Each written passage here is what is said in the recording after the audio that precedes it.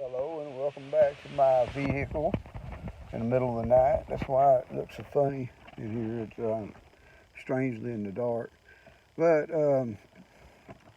what I would like to challenge to you or convey to you is that if you want to hear from God, you've got to actually listen for Him. Now, I heard a preacher just the other day talking about it, and I had to repeat it. Said, um, you have to make an appointment, set an appointment for it. It's like if there's some people get up at 4:30 in the morning and they go into their little Bible study room, their closet, whatever, back porch, rocking chair, wherever they go, and then they stay for a couple hours every morning like that. Now, myself, I come out, I say a little prayer in the house, but then I come get in the car, go town, whatever. I'm saying a prayer all the way town. But I too need to make a little better um, commitment to making better times with God. And it was Pastor Robert Morris. If y'all have ever had a chance to listen to him, he's really good. He runs the Gateway Church in Dallas, Texas. Robert Morris is his name. Maybe I'll put a link to the description to one of his services or something down below because he's really worth watching. He's a lot better than I am. But I'm keeping it real with you. Of course, he does too. But he was saying that a lot of times when we go into our prayer closet to have time with God, what's the first two things? More likely, the only two things we really think about is carrying a Bible and a notepad for your prayer list.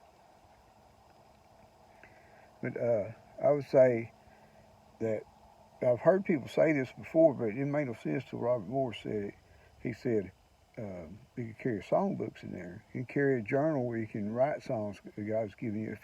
I'm talking about worshiping God. Paul and Silas was in a prison in Acts 16. So an earthquake broke out because, before the earthquake, they were heard singing and praising. They had just been stoned by the Romans there, and was probably didn't know if they was supposed to get killed the next morning or not. And they were singing praises in the middle of the night, probably at midnight. And when their praises came, they wasn't just praying to God, oh God, let me live, let me live. They were praising. There's a difference. Praising God, being thankful for what you have, things of that nature. And side note, did you know the more things you think that you thank God for, the more things you'll have. When you first get out of that bed, well, you had a bed to get out of. That's one thing to be thankful for. You have a reason to get up. The fact that you can get up is a reason to worship Him, is it to praise Him. You had covers on you. Well, you had a bed under you, a floor under you, a ceiling over you. You went out in the cold, and this is by choice. Uh, you didn't spend the night in the hospital with somebody you loved. Maybe you did, and I feel for you there because I have done it myself. It'll wear you out being the one that stays there, but it's worth it with the people you love. Anyway, there's three places we're not. We're not in the hospital, we're not in jail, and we're not in a funeral home. And there's three places we aren't visiting, usually. If you are right now, I do feel for you. That you're three places you are not visiting is the hospital and the jail and the funeral home. So, anyways, when you make it, as a side note to a rabbit trail, when you make your appointment to have um, praise and worship with God in His study and listen for Him, well, some people carry songbooks in there and read the songs and old hymnals. They made a lot of sense.